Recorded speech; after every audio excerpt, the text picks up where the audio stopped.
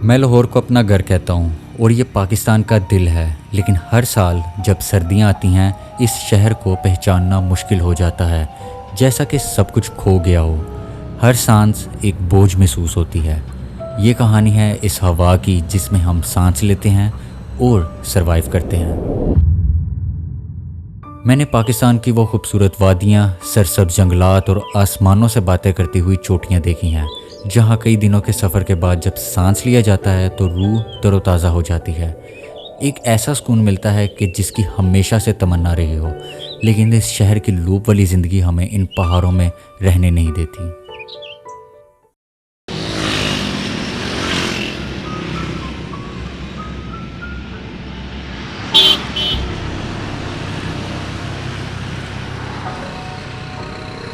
लाहौर के बारे में मशहूर कहावत है, जिन्हें लाहौर नहीं वेख्या वो जमे ही नहीं। लेकिन अब आप कह सकते हैं जिन्हें लाहौर नहीं वेख्या वो खंगे ही नहीं। अब इस खंग से बचने के लिए मास्क ही आखिरी सहारा है, क्योंकि ये सिर्फ एक टेम्परेरी शील्ड है एक बड़े दुश्मन के खिलाफ। ये बड़ा दुश्मन आपको दिखाने के लिए अपने ड्रोन को ऊपर खांसी करवाने के लिए भेजना पड़ना है। ये बात सिर्फ एक गली या मोहल्ले की नहीं हो रही, ये बात है 127 मिलियन आबादी वाले सूबे पंजाब की। यहाँ तो सूरज को देखे हुए कई हफ्ते गुजर चुके हैं और आसमान तो जैसे गायब ही हो गया है। एयर क्वालिटी इंडेक्स भी स्काई रॉकेट की तरह 600, 700 और हत्ता के 1000 तक पहुँच चुका है। ये वो हवा है जिसमें हम सांस ले रहे हैं। दूसरे मुल्कों में जब एयर क्वालिटी इंडेक्स यहाँ तक पहुँचता है तो गवर्नमेंट मेडिकल इमरजेंसी डिक्लेयर कर देती है, डॉक्टर्स हाई अलर्ट पर होते हैं। लेकिन लाहौर में ऐसा कुछ नहीं है। यहाँ फुल चिल सीन है। वो अलग बात है स्मोक से घर वापस आने पर आंखें जल रही होती हैं और खांसी आ रही होती है, और यहाँ तक कि 900 से ज़ायद अफराद इस ख़तरनाक स्मोक की वजह से हस्पताल पहुँच चुके हैं। यहाँ लोग एक जहरीली हवा में सरवाइव कर रहे हैं, क्योंकि हमारे पास कोई दूसरा ऑप्शन नहीं है। सिर्फ मायूसी है ये सब कुछ देखकर। कोई मास्क पहन रहा है तो कोई नहीं पहन रहा, क्योंकि इन्हें भी पता है कि इस स्मोक का हम कुछ भी नहीं कर सकते। सड़कें, गलियां, हर तरफ ना रुकने वाली ट्रैफिक है, नॉइस पोल्यूशन, एयर पोल्यूशन, सब कुछ मिक्स हो रहा है। ये घुटन वाले बादल हमारे सर पर मौजूद हैं,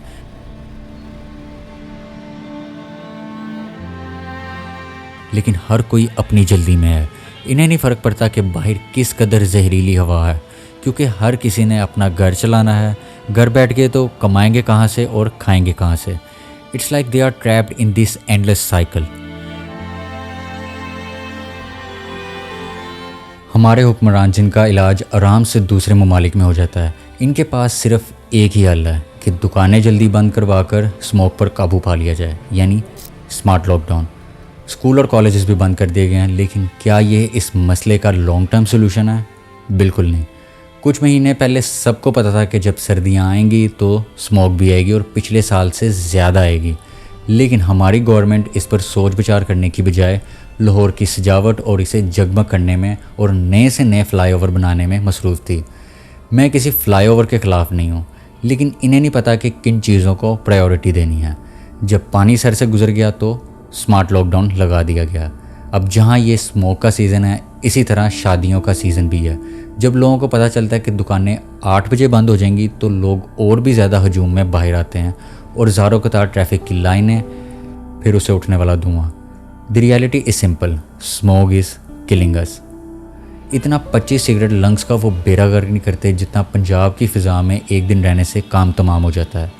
बच्चे, बूढ़े, अस्थमा और दिल के मरीज़ों के लिए तो और भी मुश्किल हो जाता है सर्वाइव करना। The air which should give us life has become the enemy. मैं इस चैनल पर अपने ट्रैवल एक्सपीरियंसेस शेयर करता रहूँ। मैंने कभी कोई पॉलिटिकल बात नहीं की, क्योंकि हर किसी का एक अपना नज़रिया है, अपना एक फ़लसफ़ा है और अपना एक मौक़िफ़ है। लेकिन कुछ दिनों से जब अपने शहर लाहौर का ये हाल देखा तो मेरे से रहा नहीं गया, क्योंकि इस शहर की आबो हवा साफ़ होगी तो कोई यहाँ ट्रैवल करेगा, इसको एक्सप्लोर करेगा। किसी को क्या ज़रूरत है हमें फ्रेश एयर से उठकर आकर एक आलूदगी वाले शहर में सैर व तफरीह करने की। स्मोक आने की मेन वजह पाकिस्तानी पंजाब और इंडियन पंजाब में किसान अपनी फसलों को आग लगा देते हैं ताकि इसी रकबे पर दोबारा काश्तकारी की जा सके। एग्रीकल्चर में इसे स्लैश एंड बर्न कहते हैं। ये इनके लिए कॉस्ट इफेक्टिव सोल्यूशन भी है, लेकिन इससे उठने वाला धुआं, फिर फैक्ट्रियों का धुआं, ट्रैफिक पोल्यूशन और स्मोक की सूरत में किस तरह असरअंदाज होते हैं वो तो आपने देख ही लिया। फसलें जलाने के अलावा बहुत से अल्टरनेटिव्स हैं, लेकिन बात है अवेयरनेस और रिसर्च की। स्मोक कैसे आती है, इसका हल क्या है, इसको तलाश करने की कोई कोशिश ही नहीं करता। हमारे इंडिया के साथ कोई ऐसे अच्छे ताल्लुकात भी नहीं है कि इनके साथ बैठकर इस सीरियस इश्यूज़ पर हम एक ही सेम पेज पर बात करके सोल्यूशन निकाल सकें। अब किसी को नहीं पता कि ये रियासत कब इस आलूदगी वाली हवा से छुटकारा हमें दिलवाएगी। हमें किसी दूसरे का इंतज़ार नहीं करना चाहिए कि कोई हमारे लिए आए और ये सब कुछ ठीक कर दे। The solution lies in our hands.